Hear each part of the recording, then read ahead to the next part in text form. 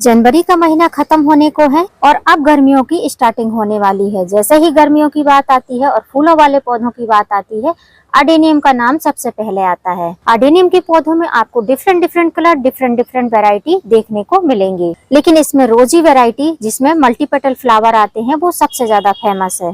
यदि आपने अडेनियम को पौधे को अपने गार्डन में लगा रखा है और आप चाहते हैं कि गर्मियों के टाइम में आपके अडेनियम बहुत अच्छे से ब्लूम करें, पत्तियां एकदम हरी रहें और गुच्छों में उनमें कलियां और फूल खिलें, तो आज मैं आपके साथ में कुछ केयर टिप्स शेयर करूंगी और कुछ काम करके दिखाऊंगी। अगर उन काम को आप अडेनियम के पौधे में कर लेते हैं तो आपके अडेनियम के पौधे पूरी गर्मी भर तक बहुत अच्छे से फूल देंगे। हेलो फ्रेंड, मैं सविता ग्रीन गार्डन गुजरात से। जैसा कि अडेनियम को डेजर्ट रोज मतलब रेगिस्तानी पौधा या रेगिस्तानी गुलाब कहा जाता है। अब रेगिस्तानी गुलाब उन्हीं जगहों पर सबसे ज्यादा ब्लूम करता है जहाँ पर गर्मियाँ काफी अच्छी रहती हैं। हम गुजरात में रहते हैं, जो गुजरात राजस्थान में रहते हैं उनके लिए सबसे बेस्ट फ्लावरिंग प्लांट है अडेनियम, क्योंकि ये एक ऐसा पौधा है जो कम खाद, कम देखभाल, कम पानी में गर्मियों भर बहुत अच्छे से ब्लूम करता है। यदि आप अडेनियम के पौधे को बीज से ग्रो करना चाहते हैं तो आपके पास में इस तरीके के सीड पॉड, मतलब ये सीड पॉड है, इसके अंदर बीज बनते हैं। कुछ गेहूं की तरह रहते हैं बीज, लेकिन छोटे छोटे और पतले रहते हैं।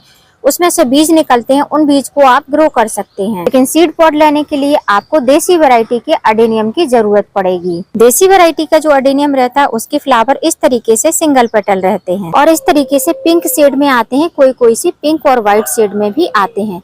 देसी वैरायटी अडेनियम में भी कई सारे शेड पैटर्न आते हैं और इस तरीके के अडेनियम के प्लांट पर ब्रांच को कट कर कर इस प्रकार की रोजी वैरायटी की छोटी सी टहनी को लगाया जाता है। जैसे कि यहाँ पर आप ये देख रहे हैं, पर्पल कलर का अडेनियम है, ये रोजी वैरायटी का अडेनियम है। क्योंकि नीचे जो रूट स्टॉक है, ये जो नीचे की ब्रांच है, इसको रूट स्टॉक कहा जाता है क्योंकि जड़ से जुड़ा हुआ रहता है। तो ये जो ब्रांच है इसको हमने कट किया, ये देसी वैरायटी का है।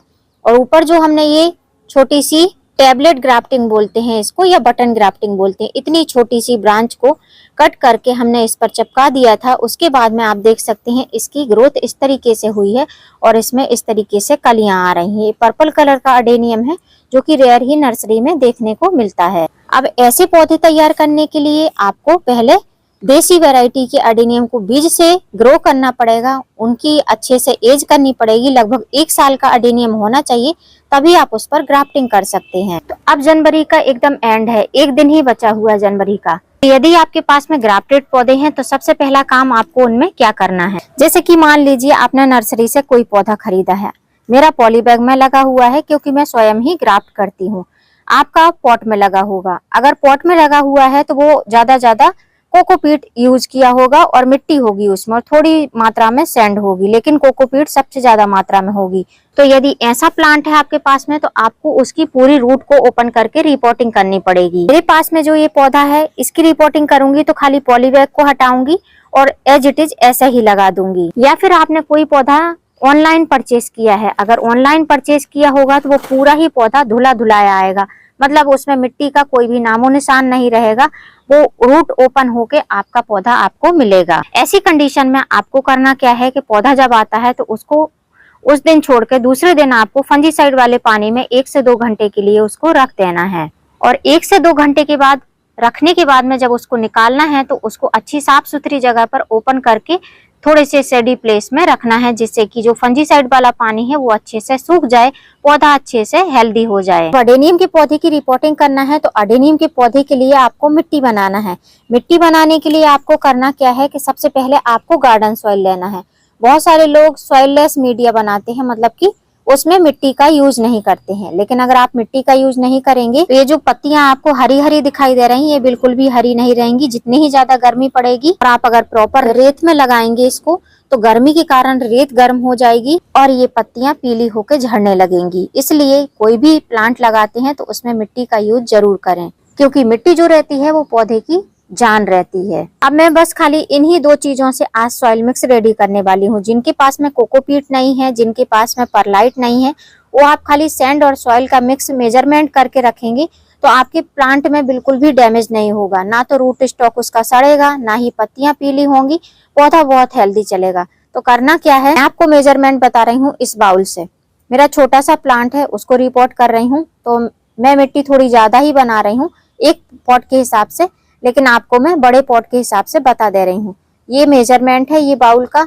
इस बाउल से एक बाउल मैंने मिट्टी ली है। मिट्टी को मैं एक बार इसमें भरकर आपको दिखाती हूँ। ये देखिए एक बाउल मिट्टी है, मैंने पहले ही मेजर कर लिया था लेकिन आपको दिखाने के लिए दिखा रही हूँ।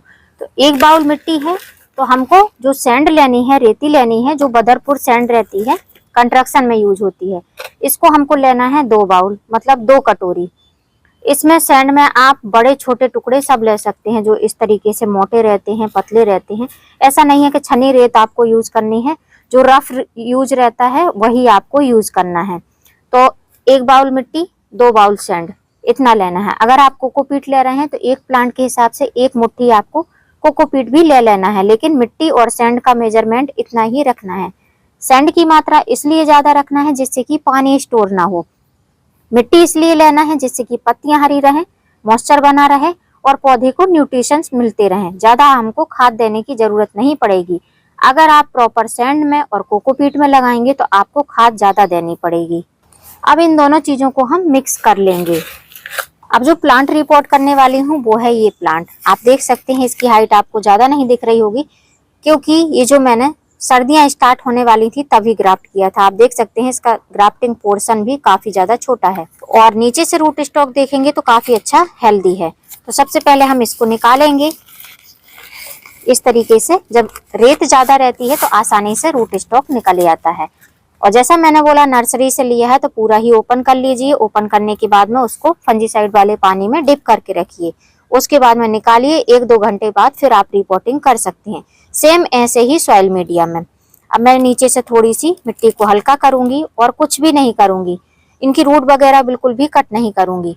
अगर आपका पौधा पुराना है, नर्सरी से लाए हैं, बहुत बड़ा कोडेक्स है, नीचे से रूट ज्यादा है, तो आप रूट की भी प्रूनिंग कर सकते हैं और नीचे जो है फंजीसाइड लगा सकते हैं। अब इस पौधे को लगाने के लिए आप पौधे की हाइट देख सकते हैं, एज देख सकते हैं, बहुत ज्यादा नहीं है।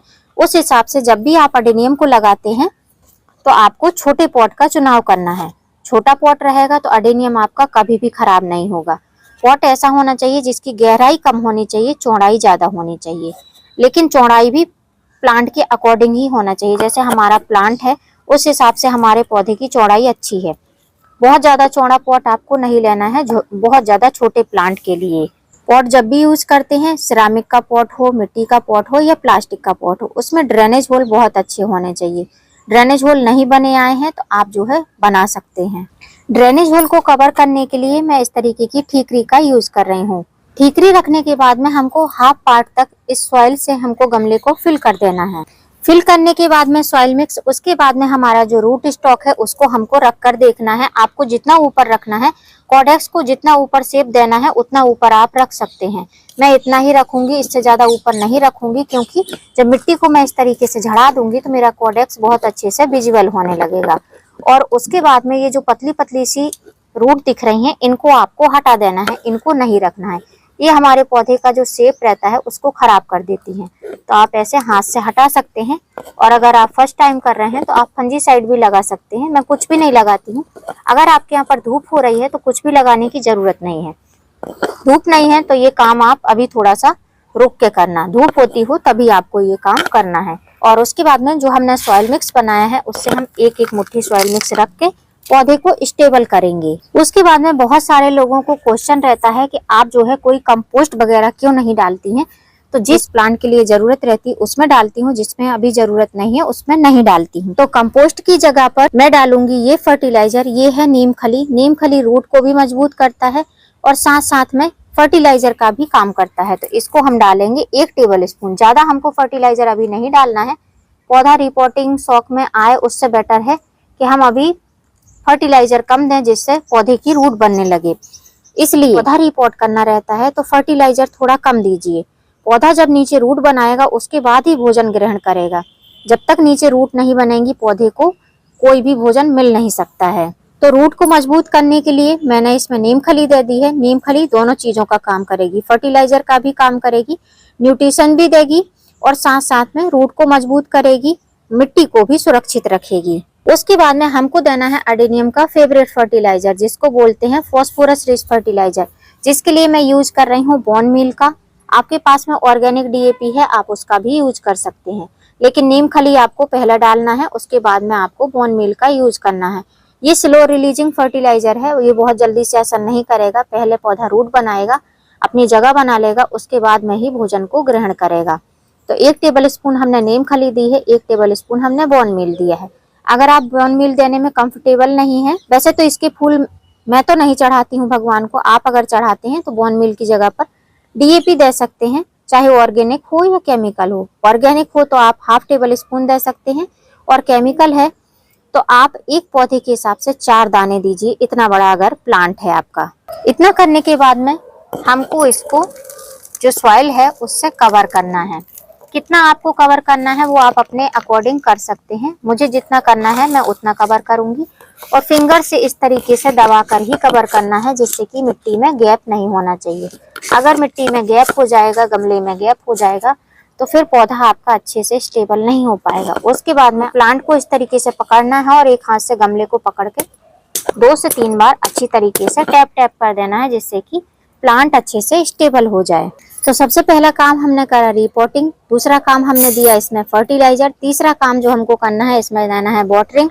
वाटरिंग करने के बाद में बहुत सारे लोगों के क्वेश्चन रहते हैं कि क्या हमको वाटरिंग तुरंत करना चाहिए। तो ये आपके ऊपर डिपेंड करता है कि आपको तुरंत वाटरिंग करना है या एक दिन रुक के वाटरिंग करना है। मैं डेली ही वाटरिंग करती हूँ, रिपोर्टिंग भी करती हूँ तो उसी दिन वाटरिंग करती हूँ, मतलब उसी टाइम पर ही जब रिपोर्टिंग करती हूँ जस्ट उसी टाइम पर मैं पानी भी दे देती हूँ। इससे क्या रहता है, पानी दे के गमले को आपको धूप में रख देना है, कोई भी दिक्कत नहीं होती है। अभी तो ठंडी ठंडी थोड़ी सी हवाएं चल रही हैं, धूप भी निकलती है, पौधा एकदम हेल्दी रहता है। अब इसमें मैं पानी इतना दूंगी कि नीचे ड्रेनेज होल से पानी निकल जाए, रुक रुक के पानी देना है। अब आप देखिए नीचे से आपको पानी निकलता हुआ दिख रहा होगा, आप देखेंगे धीमे धीमे से पानी ड्रेन आउट होने लगेगा। क्योंकि गमला मैंने छोटा यूज किया है, मिट्टी भी कम है, पॉट भी छोटा है, प्लांट भी छोटा है, तो हमेशा इसीलिए बोलती हूँ कि प्लांट के अकॉर्डिंग ही पॉट का चुनाव करना चाहिए। तो पानी बह के यहाँ पर आ चुका है, आप देख सकते हैं इस तरीके से यहाँ से पानी निकल रहा है। अब इस गमले में हमको और पानी नहीं देना है। अब नेक्स्ट वाटरिंग हम तब करेंगे जब इसकी मिट्टी ऊपर से आपको ड्राई दिखने लगे, कुछ इस तरीके से। जब मिट्टी ऐसी हो जाएगी तब हमको इसमें वाटरिंग करनी है। तब तक के लिए पौधे को आपको ओपन सनलाइट में ही रखना है। मेरे पौधे सर्दी हो, बारिश हो, गर्मी हो, हमेशा ओपन में ही रहते हैं। तो मोस्टली सारा ही पानी निकल गया है, जितना पानी बचा है वो भी धीमे धीमे से निकल जाएगा। अब बहुत सारे लोगों को ऐसा डाउट होता है कि पहले रिपोर्टिंग करें या पहले प्रूनिंग करें। तो मैं आपको बताती हूँ जो मैं करती हूँ।